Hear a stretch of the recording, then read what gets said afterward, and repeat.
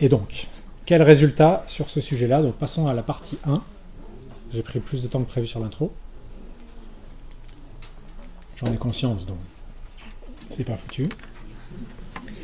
Donc les résultats. Je vais vous parler de différentes choses. Alors, premièrement, avant de vous donner des résultats qui sont des résultats contemporains, on va dire qui datent de le temps passant, de ces 30 dernières années, avant de parler de ça, il faut, je pense, rendre hommage. On n'aura pas fini de rendre hommage à toutes les personnes à qui on pourrait rendre hommage, mais là, pour faire très simple, à ceux que Jean Housset avait nommé les pédagogues du cœur, et donc du cœur parce qu'ils avaient vanté l'intérêt du lien affectif. Alors il ne le nommait pas comme ça, parfois il parlait d'amour, parfois il parlait de sympathie, voilà, il l'en nommait différemment, mais du lien affectif entre le maître et l'élève. Et là, on pourrait citer, mais juste très rapidement, juste pour dire que les idées ne sont pas neuves, mais les arguments qui les soutiennent, eux, sont assez... la manière de l'argumenter aujourd'hui est un peu nouvelle, quoi. Et donc, si je ne me trompe pas, parce que entre le temps de décalage, d'Erasme à Comenius, à Pestalozzi, Jean Bosco, Ernest Le Gouvet, Joao de Deus Ramos, c'est moins connu, Korjak, Alexander Ney, ah ouais, non, mais je suis tout décalé, non, j'ai oublié, non, pas Ney, c'est Carl Rogers qui vient d'apparaître, et Alexander Ney pour finir. Bon, voilà. Chez tous ces auteurs-là, on va trouver à un moment donné, ça prend de la place ou ça ne prend pas beaucoup, mais cette idée-là, quoi, que finalement, le lien affectif, il favorise les apprentissages, il aide à la discipline.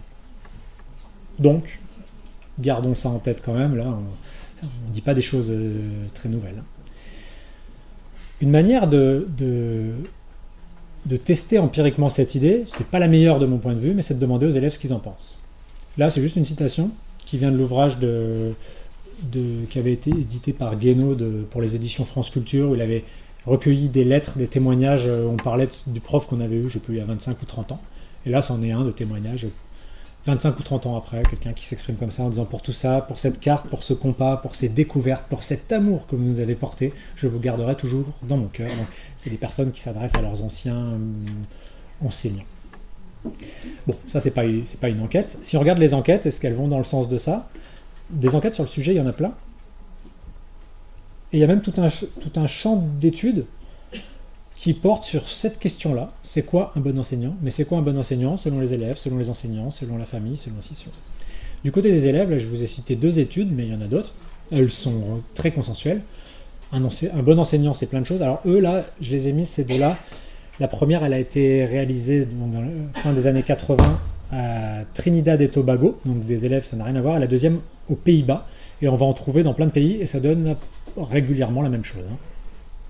Là, la procédure qu'ils avaient utilisée, ils disaient vous écrivez un texte libre, c'est pas inintéressant d'ailleurs. Moi, j'ai pas d'exemple que ça a été fait en France, ça mériterait d'être fait. Où vous expliquez très librement ce que c'est qu'un bon enseignant. Ça s'est fait, on le fait sous forme d'entretien des fois, mais le texte libre, c'est pas mal. Et ce qui ressort clairement, alors il y a plein de choses qui ressortent, le bon enseignant par rapport à sa matière, etc. Là, je ne nie pas le reste, mais ce qui ressort à chaque fois, inévitablement, c'est l'aspect relationnel, mais également l'aspect affectif. Il s'intéresse à moi individuellement, il me connaît, il fait attention à moi, etc. Donc les élèves là-dessus, ils n'ont vraiment aucun souci, et ils écrivent jamais. Attention, je veux pas trop qu'ils s'impliquent, parce que ça pourrait être intrusif. Ça, non. Jamais personne n'a observé ça. Ça ne veut pas dire que ça n'existe pas. Bon, ceci dit, c'est le point de vue des élèves. Donc quelque part, vous savez, en tout cas moi dans ma discipline en psychosocial, on se méfie beaucoup du point de vue des individus. C'est pas qu'il est intéressant, mais c'est que le point de vue et ce qu'on exprime est déjà c'est une communication dans une situation sociale qui correspond à une certaine stratégie. Et souvent, on n'est pas très lucide sur ce qui nous motive, sur ce qui compte vraiment, et on raconte, alors pas tout et n'importe quoi, mais pas forcément des choses qui correspondent aux mécanismes qui se passent en nous. Donc ça révèle plutôt des stratégies parfois, donc peut-être qu'ils font passer des messages en disant ça. Ouais. Par exemple, si on demande à des élèves ce qu'ils pensent de la discipline, on pourrait imaginer que non, la discipline ça marche pas, et voilà, parce qu'ils n'ont pas envie de la subir. Ça ne veut pas dire par ailleurs qu'elle marche pas. Donc moi, là je vais passer plutôt sur des études qui tentent de comprendre les choses autrement, en demandant aux élèves à votre avis qu'est-ce qui marche pas, mais bon, c'est déjà intéressant.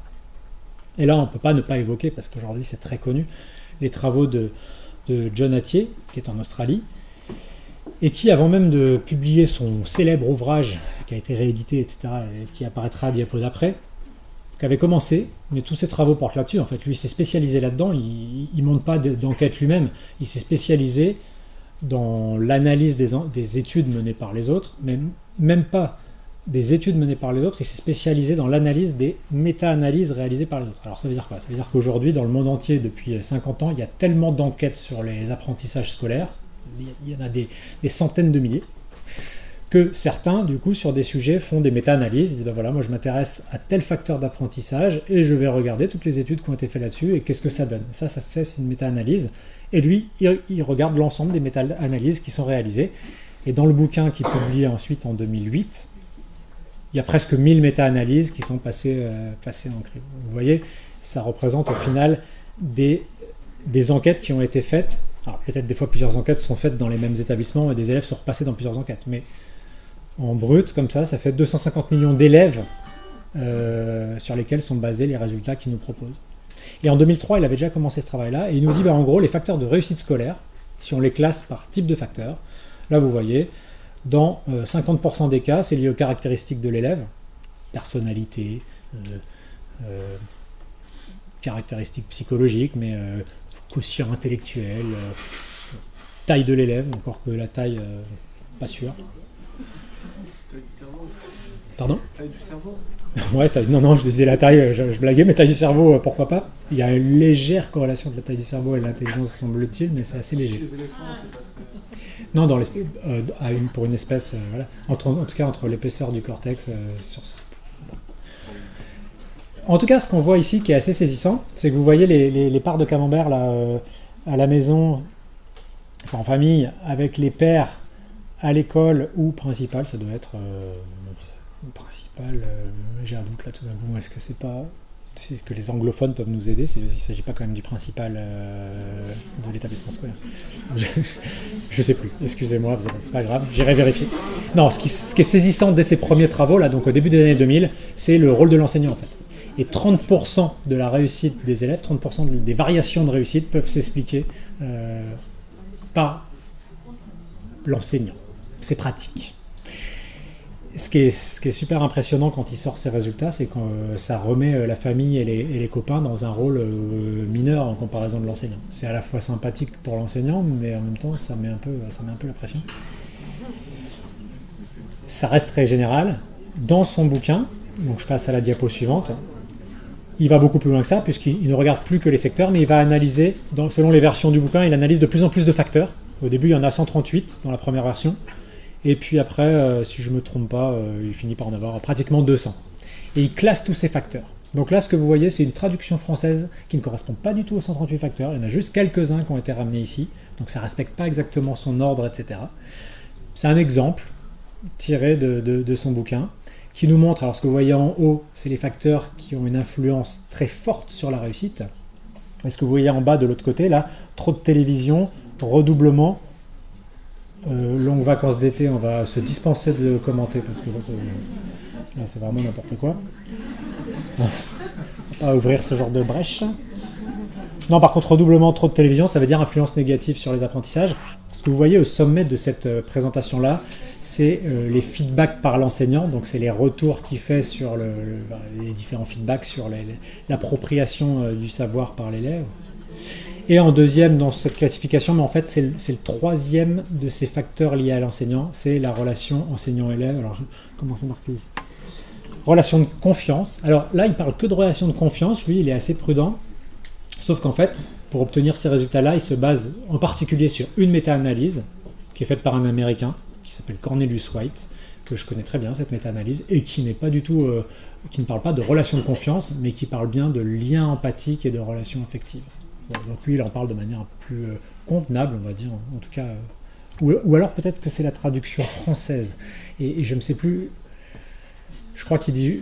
je ne sais plus si on emploie le terme affectif. En tout cas, la traduction française, elle est déjà symptomatique, puisqu'on va juste parler de relation de confiance pour pas... Bon, la confiance, à la limite, ça n'impose pas de lien affectif, quoi.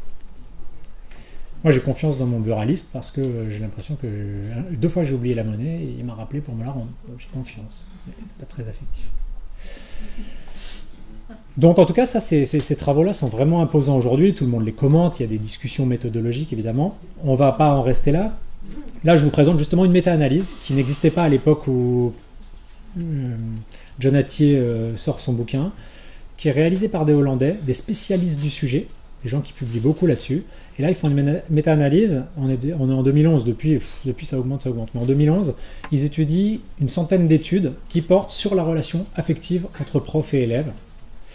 Donc au total, ces 100 études, ça représente 130 000 élèves, un peu partout dans le monde. Hein. Là, ça va, pas trop en France à ce moment-là, bien sûr, mais en Allemagne, en Australie, en Angleterre, au Canada. Et ils voient, ce qu'on sait aujourd'hui, un lien relativement stable. Ils s'amusent même à voir quelles sont les conditions qui font que cette relation a plus d'effet ou qu'elle a moins d'effet. D'ailleurs, c'est un peu surprenant des fois. Par exemple, on apprend que c'est encore un peu plus important avec les adolescents qu'avec les enfants du primaire, ce qui peut s'expliquer de différentes manières.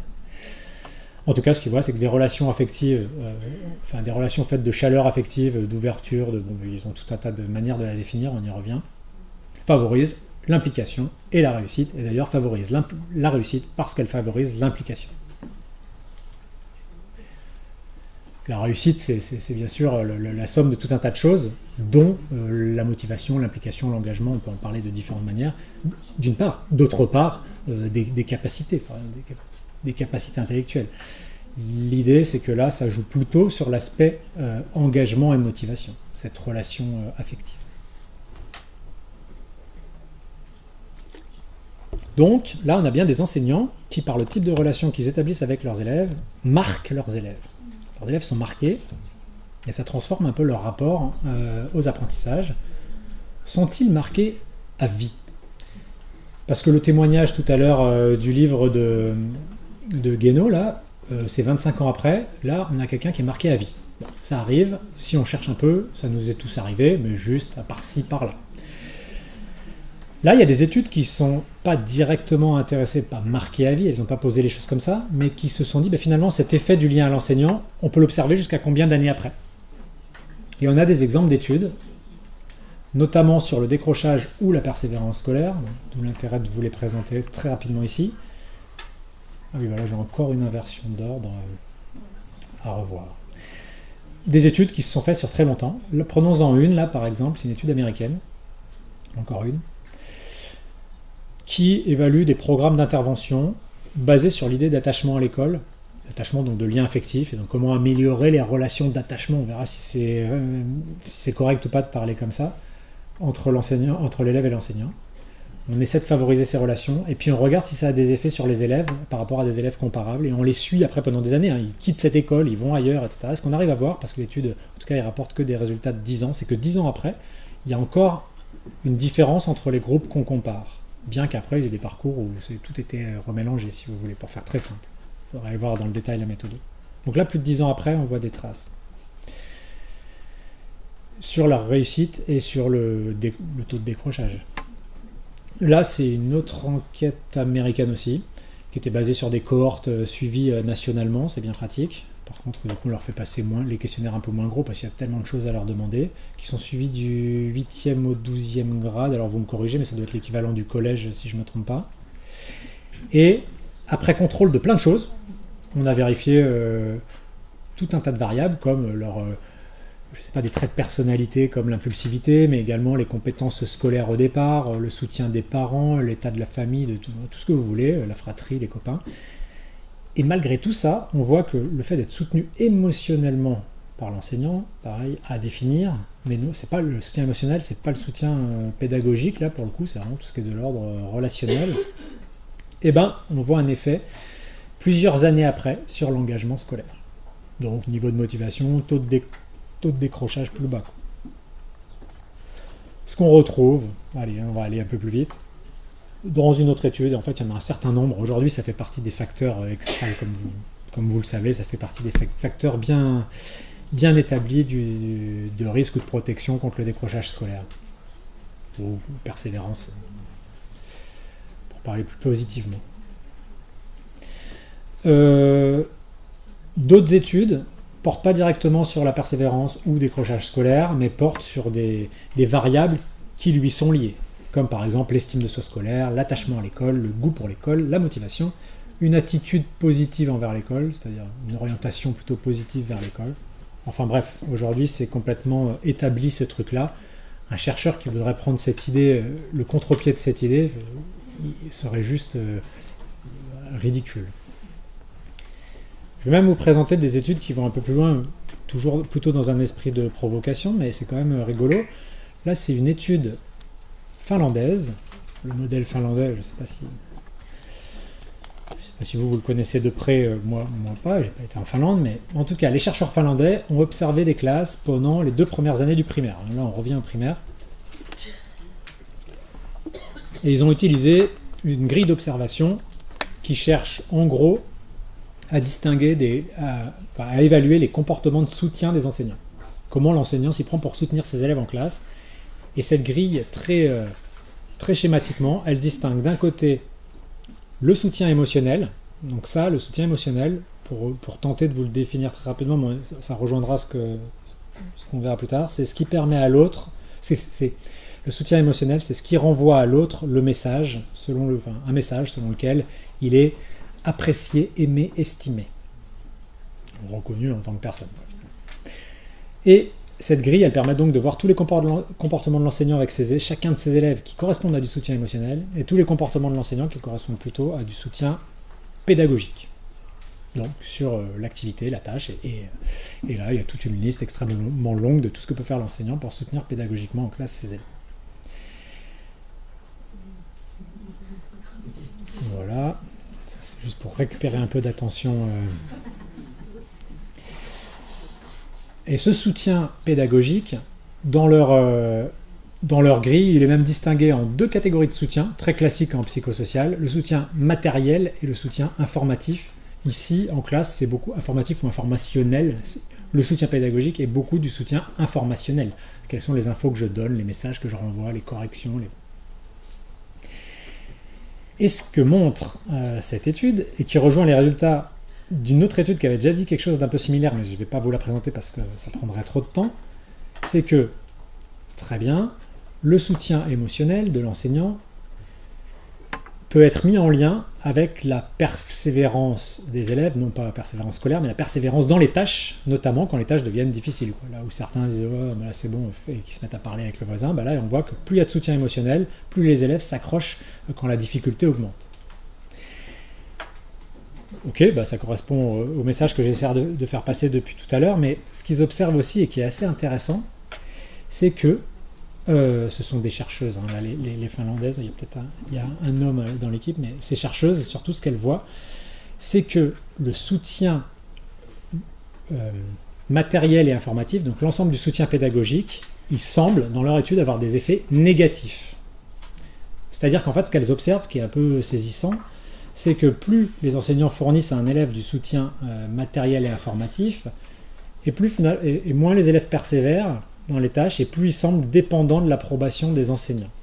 Donc quand on les lit comme ça très rapidement, on se dit, ben en fait, il n'y a plus besoin d'aider ses élèves sur le plan pédagogique, d'où le titre la pédagogie, ce serait pas ça le problème et pas ça la question, il suffit d'être là et d'être bien relationnellement avec eux, ce qui paraît évidemment exagéré, et ce qu'il faudrait, c'est des études où on contrôle davantage d'autres choses, comme le fait que peut-être qu'ils donnent plus de soutien pédagogique à ceux qui sont déjà les plus en difficulté, et donc la relation elle est plutôt dans le sens inverse, et ça de mémoire je ne crois pas que ce soit très bien contrôlé ici, ou peut-être que là, sur ces enseignants, ces 25 classes, donc ces 25 enseignants particuliers, leur manière de donner du soutien pédagogique n'est pas bonne. On ne va pas rejeter en réalité le soutien pédagogique, d'autant plus que puisqu'il faut nuancer, d'autres travaux, pareil que je ne détaille pas, ont montré tout le contraire. D'ailleurs, les travaux de John Hattie listent les comportements de soutien pédagogique qui semblent les plus bénéfiques, hein, les techniques pédagogiques qui payent le plus. D'après ces études mondiales, c'est à la fois les feedbacks de l'enseignant, c'est les systèmes d'autocorrection des élèves, et puis je sais plus... quelque chose autour de l'approche constructiviste, enfin, je ne sais plus, il faudra aller voir, c'est pas ma spécialité. Mais là, je pense à d'autres travaux, notamment d'une chercheuse spécialiste de la relation enseignant-élève, Et elle, ce qu'elle dit, c'est que bien sûr, tout ce qui relève du soutien pédagogique, ça compte. Et là, on peut différencier plein de choses. Elle s'intéresse beaucoup à l'effet des exigences et des attentes de l'enseignant. Cet élève, j'ai de l'ambition pour lui, donc je lui fixe des exigences assez élevées, etc. Ce qui n'est pas le cas avec tous les élèves. Et on ne va pas reparler de l'effet Pygmalion.